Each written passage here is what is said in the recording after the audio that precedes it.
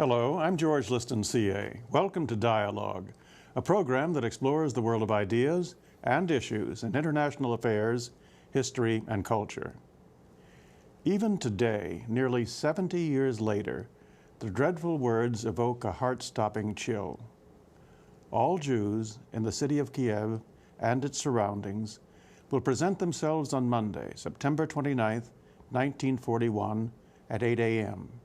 at the corner of Melnik and Doktorskaya Street, beside the cemetery.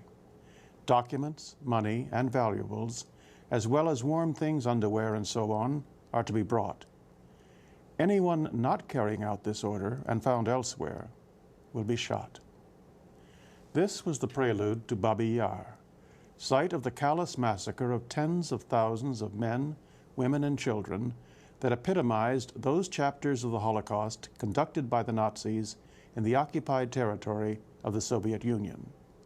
The brutality of this slaughter and its implicit evidence of collaboration with evil are well portrayed in a collection entitled The Unknown Black Book, the direct testimony of those who witnessed these stunning atrocities and others and narrowly survived themselves. My guest is Joshua Rubinstein, Northeast Regional Director of Amnesty International and co-editor with Ilya Altman of The Unknown Black Book, The Holocaust in the German-Occupied Soviet Territories. Josh, welcome to Dialogue. Good to be with you, George. Let me hold up this book so that our viewers can get it firmly in their minds as something that I think is must-reading for moral as well as intellectual reasons. Thank you. Josh, one of the reasons I think it's must-reading is because these accounts, there are nearly 100, have a very special quality. I want to approach this first. And it may derive from two facts. I want to get your take on this. One is their immediacy. They were sort of done right almost as in the immediate aftermath of these things. And the second is that this testimony was very often taken by liberating soldiers, particularly very often Jewish soldiers who had a particular understanding of it. Are those facts, and do they in fact give it a special kind of quality? Well, they give it a very special quality. We're used today seeing interviews with survivors decades later in an acquired language, in English or perhaps in Hebrew if they're conducted in Israel. Steven Spielberg has an ambitious project. The U.S. Holocaust Memorial Museum is always looking for survivors and interviewing them. And it's wonderful they're survived. It's wonderful they can enjoy their children and grandchildren. But these testimonies in the Unknown Black Book were taken down immediately after liberation in Ukraine, in Belarus. So they have a very raw quality. Right. But secondly, there's no intervening knowledge of the Holocaust. These people were living in their towns and cities. The Germans came like locusts to a wheat field, rounded up the Jews, killed them, and here and there people survived. They don't know about Auschwitz. They don't know about Treblinka. They don't know what's happening to Hungarian Jewry in 1944, 1945. They just know these murderers come, without explanation, round them up, and a handful survive miraculously. And so they convey all of that horror, that bewilderment immediately to these soldiers who are also survivors. Many of them are Jewish. They lost relatives. They fought the Germans. So there's a connection between the person who survives and the liberating Red Army soldier that we lose today so many decades later. That bewilderment, Josh, and it's a well-taken word, comes through in full force as the reader. There's just a riveting, gritty quality about all of these accounts. Is this, in a sense, Josh, this is the other Holocaust in my mind, the one that took place outside of the camps and outside of Germany. Right. And like you say, people were bewildered because they had no knowledge of the wider horrors surrounding them. Is there a sense of prelude in what we're seeing here as to what would happen in Germany, a kind of working out of the awfulness? I think one of the things I tried to do for this book when I wrote my introduction was to place this dimension of the Holocaust, what the Germans were doing in occupied Soviet territory, within the broader context of Holocaust history. Yes, of course, it all begins with Hitler's accession to power. In 1939, he occupies Western Poland. The Soviets invade from Eastern Poland. The Germans set up ghettos in places like Warsaw and Lodz. But there's no systematic killing. We believe that perhaps 50,000 Jews died between 1939 and the German invasion of the Soviet Union in June of 1941. Now, that's a horrifying figure, but it's small change for what the Germans were capable of. As soon as they invade Soviet territory, they dispatch shooting units behind the invading Wehrmacht, behind the German army, And they're the ones who hunt down the Jews. And this is the beginning of mass murder. And it doesn't need Auschwitz. This is independent of the killing centers in Poland. I'm so glad you mentioned that, because these Einsatzgruppen and these groups that they will dispatch to carry out this are something I want to touch on in depth in just a moment. But it's also true, and I think you've also alluded to this, that as I understood it, there were only maybe less than 500,000 Jews in Germany per se at that point. Yes. But 4 million in the occupied. In other words, the bulk of the Jewish population was in these occupied That's territories. right. So if we have this principal image of the Holocaust of the German Jews being targeted, or Jews like Anne Frank and her family in Amsterdam who are hunted down, they try to conceal themselves, they're found, they're put on trains, they're sent to Poland. This is the fate of 2 to 3 million Jews, and it's a horrifying aspect of the Holocaust, the killing centers in Poland. But as many as 2.5 million Jews are killed on occupied German territory in the Soviet Union. And they are not shipped to Poland. They're killed in situ, in their towns, in their villages, outside of Kiev. And there are two particular additional horrors to that. That 2.5, that million Jews residing in the territories who are killed represent more than half of the Jewish population that was existent there prior to the war. That's right. Clearly, that's a horror in itself, but perhaps, well, who says what's greater here? Right.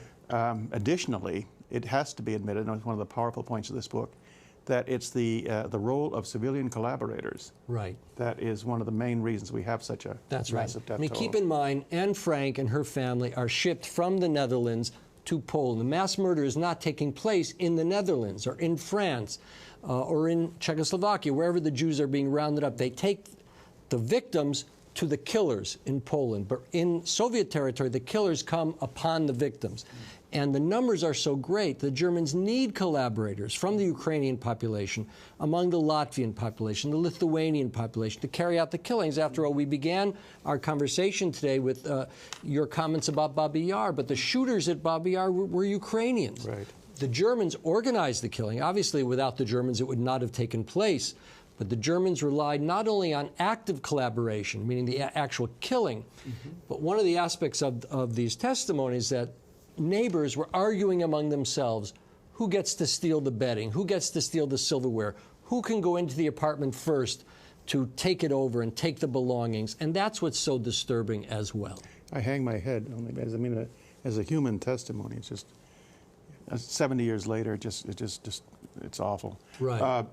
This is consistently true through all the territories, Josh? I mean, Ukraine, Crimea, Belarusia, this same phenomenon? Actually, it isn't always consistent. First, let's be fair. Many of these people survived because of the active and courageous acts of their neighbors, who hid them, who brought them food, who took their children in and played a game that the children were theirs, that they were not Jewish. And every one of those people risked their lives and the lives of their families to help their Jewish friends and neighbors or unknown Jews they took in. And that did occur. And are known as righteous among nations. Absolutely. Whether or not they're recognized years later at Yad Vashem, we should recognize them. But they were far and few between. Secondly, when the Germans entered Russian territory, not just Ukraine, but what is Russia within the Soviet Union, there was less collaboration. By then, people understood the scale of the killing. They understood this was a foreign invasion. Right. There was a closer identification between the Russians and the Soviet government, whereas the Ukrainians were far more antagonistic to the Soviet government, and many welcomed the Germans. So within the Russian population, there was far less collaboration, and that's to their credit. But in places like Lithuania, we believe there were as many as 500 pogroms, attacks on Jews, before the Germans started their own massacres. This is a good point, and I want to approach the Lithuanian case myself very specifically because of that. In addition, or corresponding to this, the civilian activities, there was a formal structure we touched on just a moment ago. Yes. I want to bring into greater detail now. The Einsatzgruppen, and these were the, I guess, SA units perhaps, 4 of them, sort of regionally distributed, who structured as much of this as they possibly could. Tell us something about their nature, who they were. Over the winter of 1940-41, Hitler and the High Command began to explain what was going to happen on the Eastern Front, that the war on the Eastern Front, meaning Operation Barbarossa, the invasion of Soviet territory, would be different from the war in the West against France and England. And by the spring of 1941, Hitler and Heydrich and Himmler organized 4 shooting units, mobile shooting units, who would follow the Wehrmacht north to south, A, B, C, and D, from the Baltic states through Belarus, Ukraine, to the Crimea, and with one sole purpose, to round up Jews, commissars, and saboteurs, principally Jews, and kill them outright.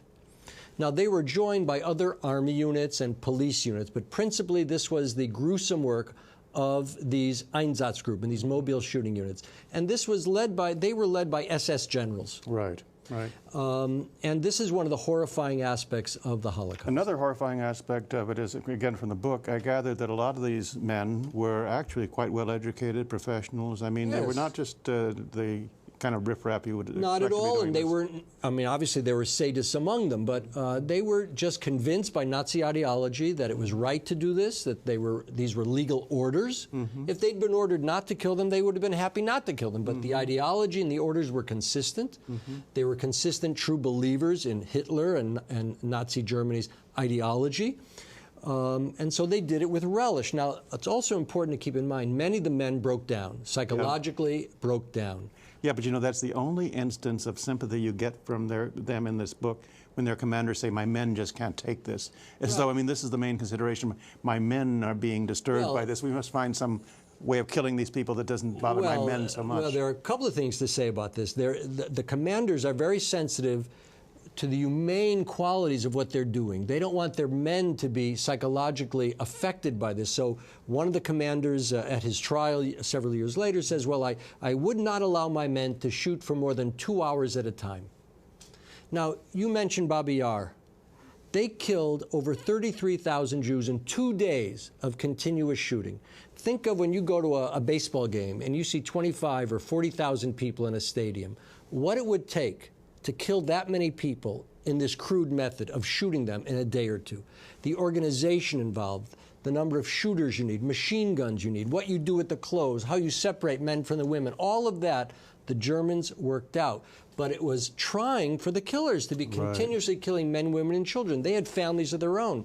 So 2 things happened. First, they make adjustments so that the men get a lot of liquor. They get time off in order to kind of make it easier for them.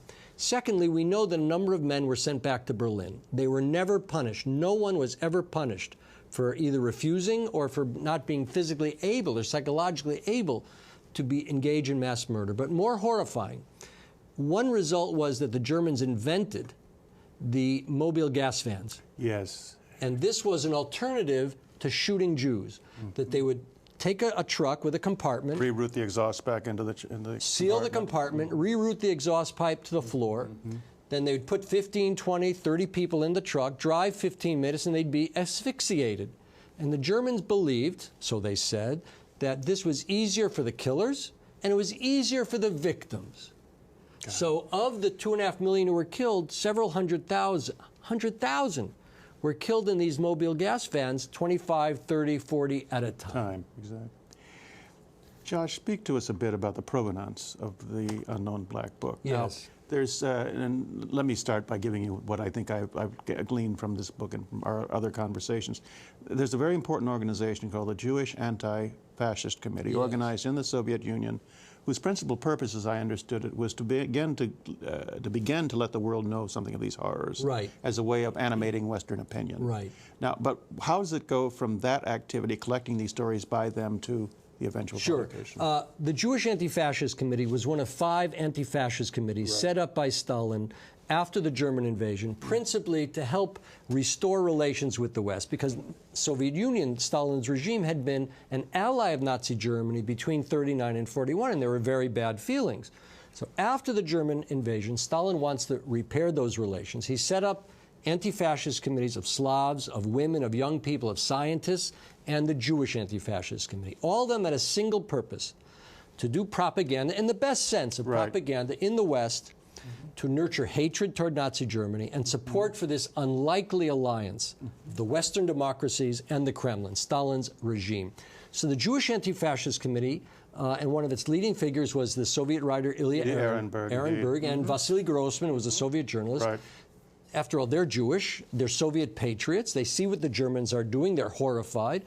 So it's Ehrenberg, and then Grossman joins him to organize writers to follow the Red Army into liberated territory, immediately behind the Red Army, to find survivors, to find documents, in order to publish a black book. Yeah. So the unknown black book is among the material that was collected by Ehrenberg and Grossman during the war.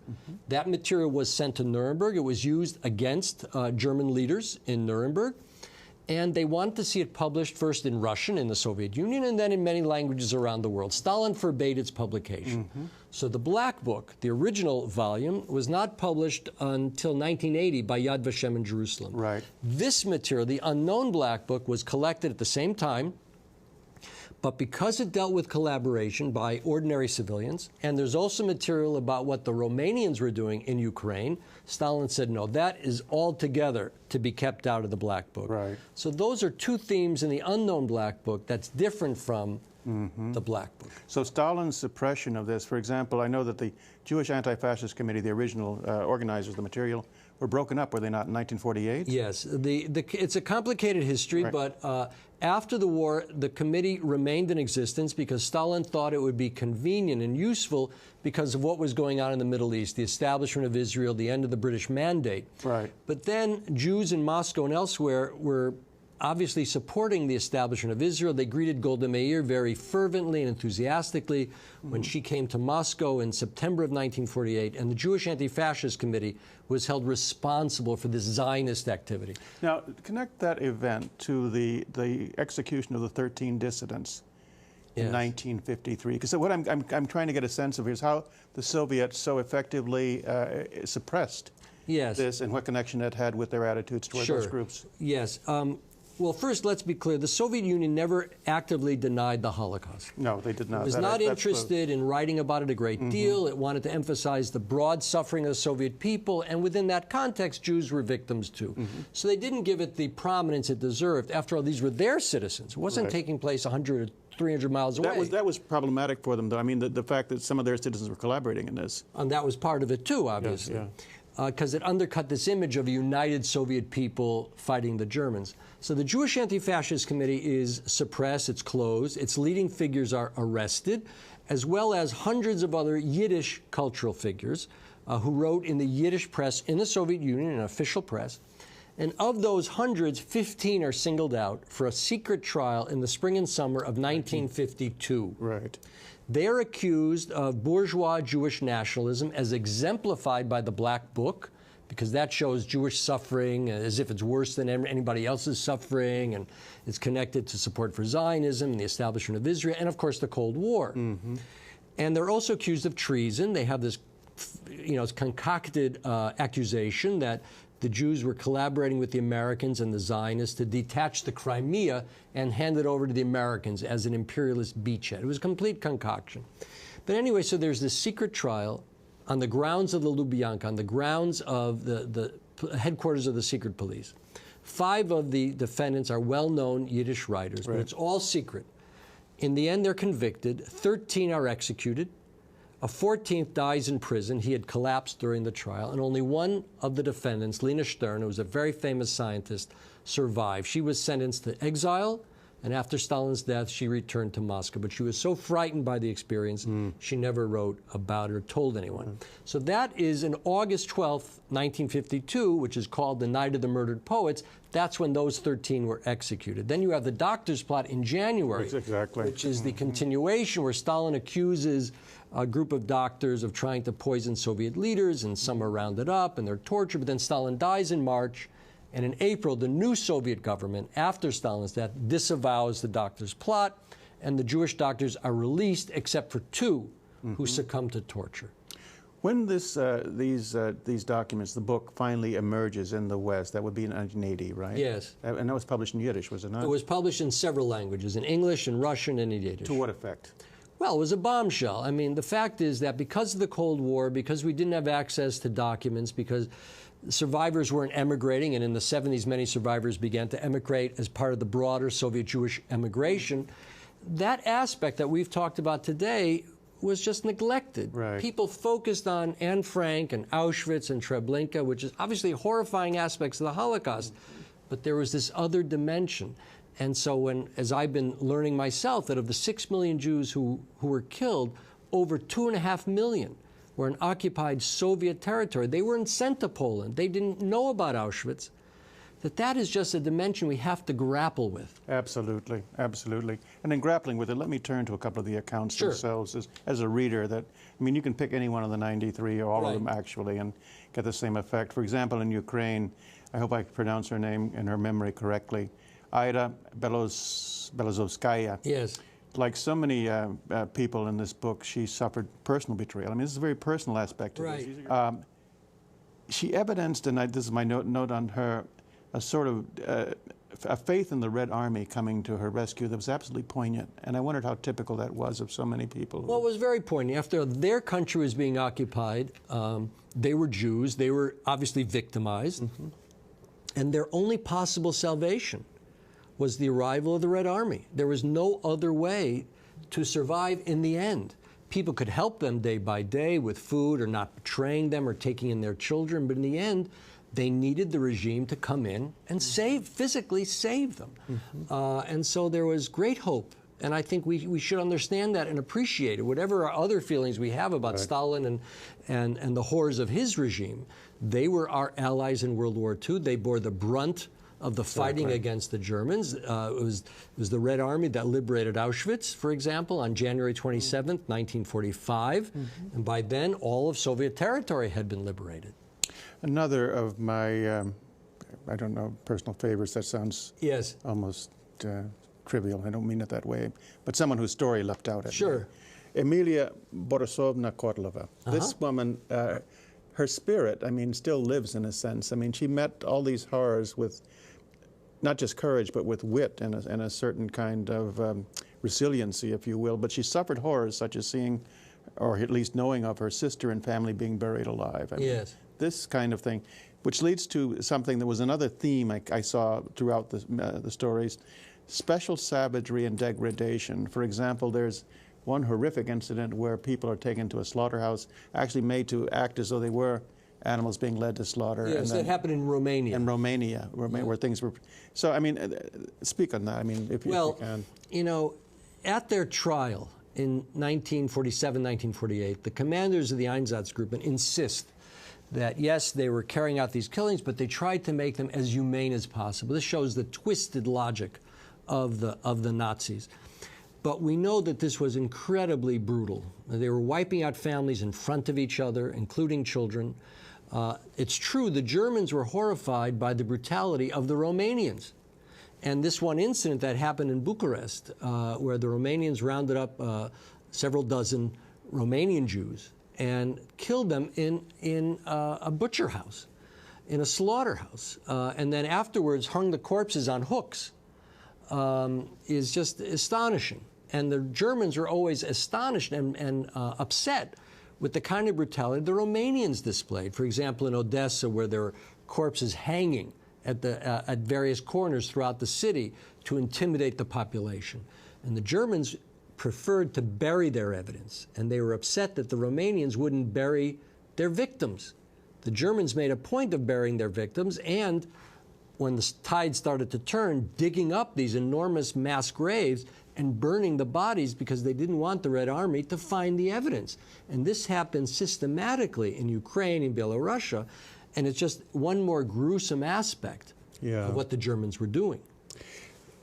Let's talk about the conclusion of these matters, and particularly in the sense of justice that was done and justice that was not done. Right. And you have contributed a very, very excellent essay in this book about the trials and about what one might call the sliding scale of leniency. Yes. Tell us a bit about that. Yes. And relate it to the Einsatzgruppen. Sure. Well, everyone remembers Nuremberg, but I think for most people, they believe there was one trial at Nuremberg, the International Military Tribunal, where leaders like Hermann Goering and Albert Speer, Rudolf Hess were brought to trial with other military and government officials. But in fact, there were 13 trials at Nuremberg. There were the big one, and then 12 subsequent trials of bankers, of industrialists, of doctors. And one of those subsequent trials was of the leaders, the commanders, of the Einsatzgruppen. And that took place between 1947 and the spring of 1948. In fact, the judgment was given on April 10th, 60 years ago this spring. Now, the Americans brought these 23 defendants to trial. Right. Six of the defendants were SS generals. They had their own dispatches from the Eastern Front to Berlin where they report, yes, we got to Kiev, and on these dates we killed 33,320 Jews. We got to the city of Grodno, we killed 500 the first day, and then many thousands more the subsequent weeks. And when Benjamin Ferencz, who was an investigator for the Americans, saw these documents, he sat down with them in Berlin in 1946, and as he told me when I interviewed him, he took an adding machine, a primitive adding machine, right? And he started keeping track of how many victims. And when he got to 1 million, he stopped. And he took the material to Telford Taylor, who's one of the great heroes of Nuremberg, was an assistant to Justice Robert Jackson, the principal American prosecutor. And he said, look, we've got to go after these guys. We need a separate trial of these Einsatzgruppen commands. And Taylor hesitated because they didn't have a lot of money. They didn't have the budget they needed, the staff they needed. But Ferencz insisted. And in fact, there was one separate trial for the leaders of the Einsatzgruppen. Now, by 47-48, the Americans and the British were not being so tough with these defendants. In fact, of the 23 defendants, 14 were sentenced to death, more than in any other trial at Nuremberg. Yeah. But the Americans hesitate. They don't want to carry out the executions. And in the end, only 4 are executed. And the rest, no matter what their sentence was, of death, 20 years, life in prison, by 1958, they are all out. Josh, this is a cautionary tale for all of us. It's a story for 2008 and beyond. We must never forget. Very good. Thank you so much, Josh. Thank you, George. And that's our program. We appreciate your comments, and you can reach us at dialogue@wilsoncenter.org. I'm George Liston, CA, and you have been watching Dialogue, a co-production of the Woodrow Wilson International Center for Scholars and MHC Networks. Dialogue is also on the MHC Worldview channel, which is available to public TV stations nationwide. For more information, go to www.mhcnetworks.org. Please join us again right here next week, and thank you for watching this week. Josh, thank you. Thank you, George. This subject just takes all the oxygen. The Art of Conversation, Dialogue at the Woodrow Wilson Center features 20 years of dialogue, distributed by the Johns Hopkins University Press, www.press.jhu.edu.